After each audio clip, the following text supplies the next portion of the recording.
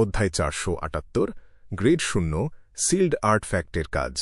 Lady despair তার সামনে একজন অপরিচিত মানুষকে আবির্ভূত হতে দেখল। সে সাথে সাথে একটা ধারালো স্ফটিকের মতো পরিষ্কার বরফের বর্ষা তৈরি করল। তারপর সে বর্ষাটা তার লক্ষ্যের দিকে ছুঁড়ে মারল। বর্ষা ছোঁড়ার ধাক্কা কাজে লাগিয়ে সে ঘোড়ার গাড়ির পিছন দিকটা ভেঙে রাস্তায় পালানোর চেষ্টা করল। হঠাৎ করে ঘটা এই ঘটনায় সে বেশ অবাক হল। কোথা থেকে এই অদ্ভুত শত্রু হঠাৎ করে এসে পড়ল তা ভেবে সে কুলকিনারা পাচ্ছিল না।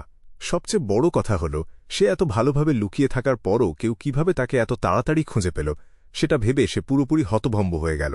এই কাজটা আস্ত একটা বড় শহর ধ্বংস করা কিংবা সরাসরি ব্যাকলুন্ড থেকে পূর্ব বালামের দক্ষিণ মহাদেশে টেলিপোর্ট করার চেয়ে কোনো অংশেই কম কঠিন ছিল না। কিন্তু সিকোয়েন্স 4-এর একজন ডেমন্স অফ ডেসপেয়ার হিসেবে সে নিজেকে তিল তিল করে গড়ে তুলেছিল। সেই অ্যাসাসিন থাকার সময় থেকে সে ধাপে ধাপে এতদূর এসেছে।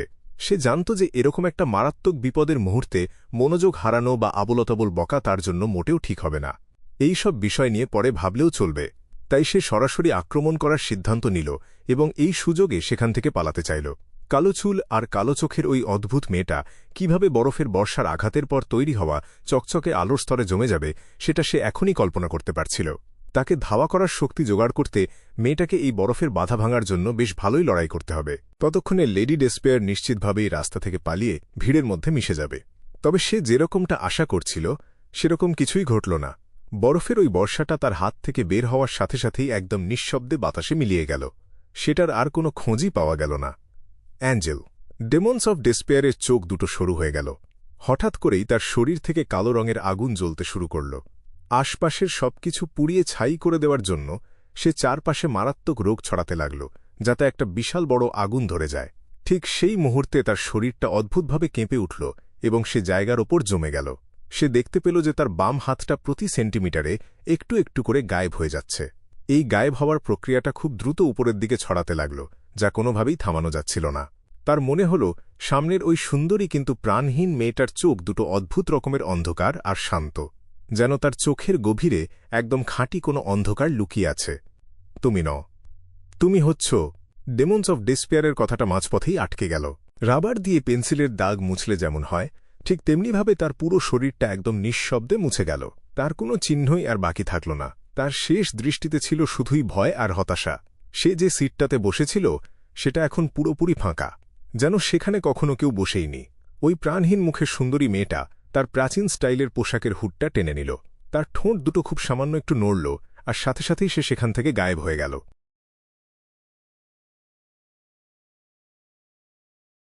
এমপ্রেস বোরোর একদম শেষ প্রান্তে একটা ট্র্যাকহীন পাবলিক ঘোড়ার গাড়িতে ট্রিসি একটা নেটের আবরণ দেওয়া টুপি পরে গাড়ির এক কোণায় চুপচাপ বসেছিল। সবাই ভেবেছিল সে হয়তো সরাসরি টাস্ক নদীতে গিয়ে নদীর সাহায্যে পালাবে কিংবা ট্রেন ধরার জন্য কাছের কোনো রেল লাইনে যাবে, কিন্তু সে এর কোনোটিই করল না।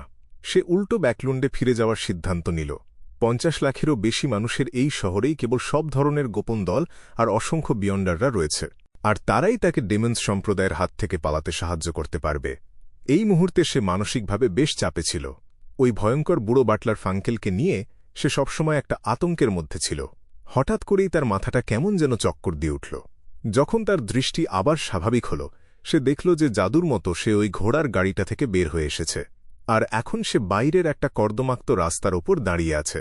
ট্রিসির চোখের মনি ভয়ে ছোট হয়ে আসল, আর সে খুব সাবধানে চারপাশে তাকাতে লাগল। তারপর সে প্রাচীন পোশাক পরা আর কালো হুড টানা একটা অবয়ব দেখতে পেল। ছায়ার আড়ালে লুকিয়ে থাকা কালো চোখ দুটো তার নজর এড়াল না। কোনো এক অজানা কারণে ট্রিসির মনে হল সে যেন আবার একটা ছোট্ট শিশুতে পরিণত হয়েছে। সে নিজেকে এতটাই দুর্বল অনুভব করছিল যে প্রতিরোধ করার মতো কোনো শক্তিই তার ছিল না। তার কপাল বেয়ে ঠান্ডা ঘাম ঝরতে লাগল। তার পা দুটো থরথর করে কাঁপছিল ঠিকই, কিন্তু সে একচুলও নড়তে পারছিল না। এটাই আমার জীবনে দেখা সবচেয়ে ভয়ঙ্কর শত্রু। আগে আমি যেসব উচ্চপদস্থ ডেমন্সদের সাথে দেখা করেছি তাদের কাউকেই এতটা ভয়ঙ্কর মনে হয়নি। আমি কি এখানেই মারা যাব? এতবার ব্যর্থ হওয়ার পরও আমি পালানোর চেষ্টা করে গেছি, আর এখন কি সব শেষ হয়ে যাবে? একটা গভীর হতাশা আর প্রচণ্ড কষ্টে ট্রিসির মনটা ভরে গেল। তার মনে হল সে যেন তার জীবনের সবচেয়ে ভয়ঙ্কর কোনো দুঃস্বপ্নের মধ্যে ডুবে গেছে। হঠাৎ করেই তার চোখের সামনে একটা হালকা নীল আলো জ্বলে উঠল, আর সেই আলোটা তাকে এক জায়গায় আটকে থাকার ওই অভিশাপ থেকে মুক্ত করল। ট্রিসি আবার সামনের দিকে তাকাল, কিন্তু ওই চরম ভয়ঙ্কর অবয়বটার আর কোনো চিহ্নই সেখানে ছিল না। একটু আগে যা কিছু ঘটল সবকিছুকে একদম বাস্তবের মতো কোনো এক বিভ্রম বলে মনে হল। কিন্তু ট্রিসি যখন তার মাথা নিচু করল, সে অবাক হয়ে দেখল যে তার বাঁ হাতের কনিষ্ঠ আঙুলে থাকা নীলা পাথরের আংটিটা কোনোভাবে ভেঙে টুকরো টুকরো হয়ে গেছে। সেটার আর কোনো চমকই অবশিষ্ট নেই। মড়মড় মড়মড় মড়মড় আংটি আর ওই পাথরের টুকরোগুলো একে একে খসে পড়তে লাগল।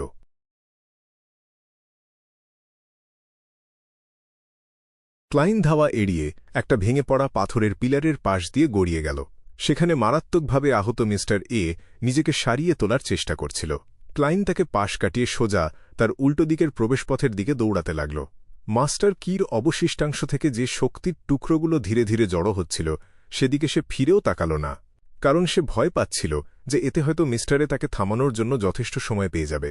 সে খুব ভালো করেই জানত যে তার কাছে যদি সব জাদুকরী জিনিসপত্র থাকত আর সে যদি পুরোপুরি প্রস্তুত থাকত, তাহলেও সে একজন শেফার্ডের সাথে পেরে উঠত না। আর এখন তো তার কাছে সম্বল বলতে শুধু আজিকের তামার বাঁশি আর ৩ ধরনের বিয়ন্ডারগুলি আছে। তার কাছে একটা দিয়াশলাইও অবশিষ্ট ছিল না। যদিও মিস্টার এ মারাত্মকভাবে আহত ছিল, তারপরও ক্লাইন কোনো ঝুঁকি নিতে সাহস পেল না। সে শুনেছিল যে রোজ বিশপ, যেটা শেফার্ডের আগের সিকোয়েন্স, সেটা মাংসের জাদুতে প্রচণ্ড পারদর্শী। নিজের ক্ষত অন্যের শরীরে ট্রান্সফার করার ক্ষমতার চেয়ে রোজ বিশপের নিজেকে সারিয়ে তোলার ক্ষমতা কোনো অংশেই কম না। ক্যাঁচ! সে টেনে ওই ভারী দরজাটা খুলল। বাইরের স্বাভাবিক আলো ভেতরে এসে পড়ল। আকাশের মেঘগুলো হালকা হলুদ রং ধারণ করেছিল আর সূর্যটা বেশ ম্লান ও ফ্যাকাশে লাগছিল। ক্লাইন ছুটে বাইরে বেরিয়ে আসল আর দেখল যে সে একটা পাহাড়ের মাঝখানে দাঁড়িয়ে আছে।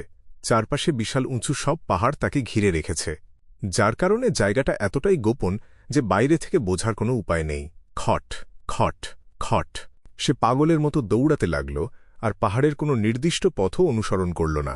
তার বদলে একজন ক্লাউন হিসেবে নিজের দক্ষতা কাজে লাগিয়ে সে খাড়া ঢাল বেয়ে নিচে নামতে লাগল। মাঝে মাঝে সে হোঁচট খেয়ে গড়িয়ে পড়ছিল, আবার কখনো গাছের ডাল ধরে ঝুলে নিজেকে সামলে নিচ্ছিল। ছলাপ! সে নদীর জলের আছড়ে পড়ার শব্দ শুনতে পেল।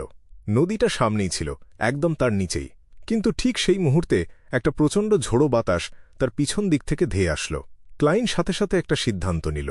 সে তার হাঁটু ভাঁজ করে একপাশে গড়িয়ে গেল। শোঁ শোঁ শোঁ!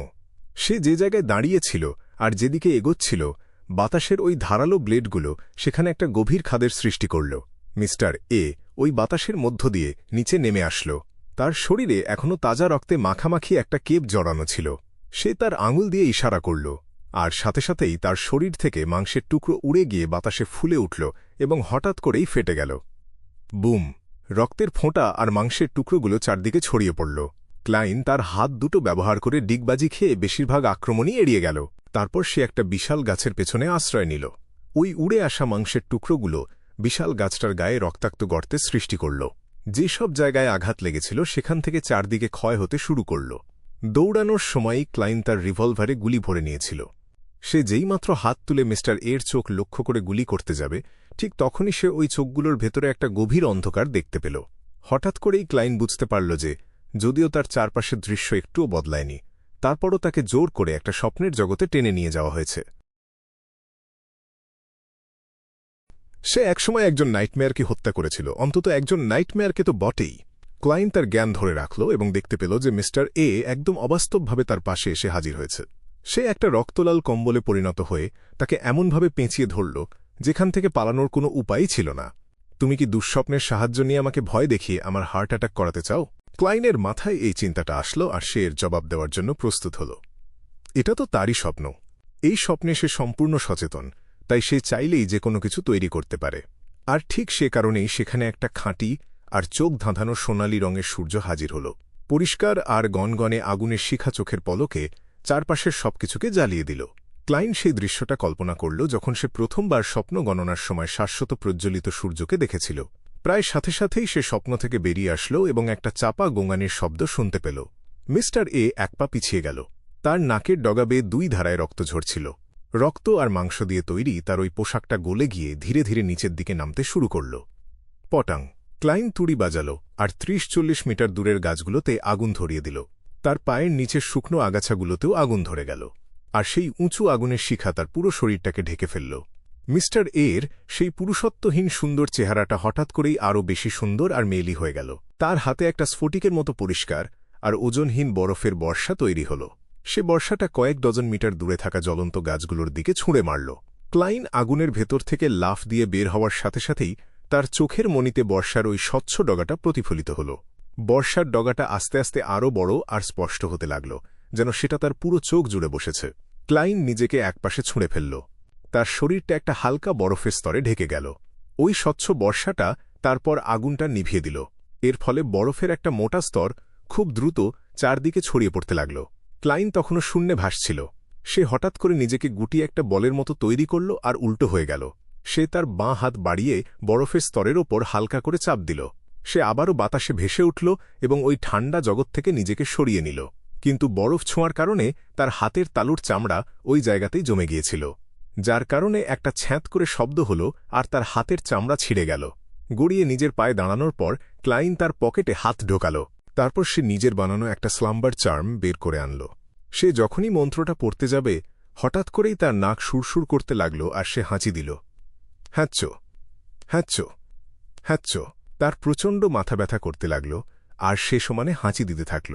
এর ফলে পাল্টা আক্রমণ করার মতো তার আর কোনো শক্তি অবশিষ্ট রইল না। আমি অসুস্থ হয়ে পড়লাম? আমি কি কোনো রোগে আক্রান্ত হয়েছি? যেইমাত্র ক্লাইন এই ব্যাপারটা বুঝতে পারল, সে অনুভব করল যে খালি চোখে দেখা যায় না এমন অসংখ্য সুতো তার চারপাশে ঘুরপাক খাচ্ছে। সুতোগুলো তাকে অনেকটা মামির মতো করে পেঁচিয়ে ফেলছে। এই ধরনের অভিজ্ঞতা তার কাছে নতুন কিছু ছিল না। সে জানত যে এটা একজন ডেমন্স অফ প্লেজারের বিয়ন্ডার ক্ষমতা। সে সময় সে চার্ম ব্যবহার করে সবাইকে গভীর ঘুমে তলিয়ে যেতে বাধ্য করেছিল। তারপর নিজের বিশেষ ক্ষমতার উপর ভরসা করে সে ওই চার্মের প্রভাব থেকে বেঁচে ফিরেছিল। কিন্তু এখন মিস্টার এ তার থেকে প্রায় ২০ মিটারের মতো দূরত্ব বজায় রেখে চলছিল। তবে ক্লাইন এখন আর আগের মতো শুধু একজন সাধারণ ক্লাউন ছিল না। যে আঙুলগুলো সে তখনও নাড়াতে পারছিল, সেগুলো দিয়ে সে একটা পরিষ্কার তুড়ি বাজাল। মুহূর্তের মধ্যেই তার চারপাশে থাকা সমস্ত মাকড়সার জাল জ্বলে উঠল। মনে হল যেন সেগুলো একটা বিশাল মশালে পরিণত হয়েছে। ক্লাইন ওই লালচে আগুন থেকে লাফ দিয়ে বের হতে না হতেই সে আবার হাঁচি দিতে শুরু করল, আর এর পরপরই তার প্রচণ্ড কাশি শুরু হল। এর ফলে সে এমনিতেই তার অনেকগুলো বিয়ন্ডার ক্ষমতা ব্যবহার করা থেকে বঞ্চিত হল। এই মুহূর্তে মিস্টার এর চেহারার ওই মেইলি কোমলতা উধাও হয়ে গেল। তার ওই উঁচু মাপের ব্যক্তিত্বের সাথে এখন একটু গাম্ভীর্য যোগ হল। সে তার ডান হাতটা সামনের দিকে বাড়িয়ে হালকা করে মুঠি পাকাল। ক্লাইনের হঠাৎ করেই মনে হল যে সে যদি এখন দৌড়ায়ও, তাহলেও সে শুধু গোল গোল হয়ে এক জায়গাতেই ঘুরতে থাকবে। রক্তলাল রঙের পোশাক পরা মিস্টার এ একটা নিষ্ঠুর হাসি হাসল। তার সামনে একটা স্বচ্ছ আর বিভ্রান্তিকর প্রাচীন বই ভেসে উঠল। একটা ভুতুড়ে আর তীক্ষ্ণ আওয়াজ বেজে উঠল, আমি এসেছি, আমি দেখেছি, আমি রেকর্ড করছি। হ্যাঁচ্চো খক খক। ক্লাইন লুকাতে চাইল, কিন্তু তার কিছুই করার ছিল না। ওই মুহূর্তে সে একজন শেফার্ডের ক্ষমতা একেবারে অন্যভাবে নিজের চোখে দেখতে পেল। ডেমিগড লেভেলের নিচে এই সিকোয়েন্সটাকে যে সবচেয়ে স্বয়ংসম্পূর্ণ, সবচেয়ে নিখুঁত এবং সবচেয়ে শক্তিশালী বিয়ন্ডার সিকোয়েন্স বলা হয়, তা সত্যিই অক্ষরে অক্ষরে সত্যি। এমনকি সে যদি কোনো প্রস্তুতি নাও নিত আর তার অনেকগুলো জাদুকরী জিনিসপত্র যদি ব্যবহারের অযোগ্যও হয়ে পড়ত, তারপরও কোনো পাল্টা আক্রমণ করতে না পেরে তাকে এভাবে কোণঠাসা হতে দেখে এটাই প্রমাণ হয় যে এখানে বড় কোনো ঘাপলা আছে।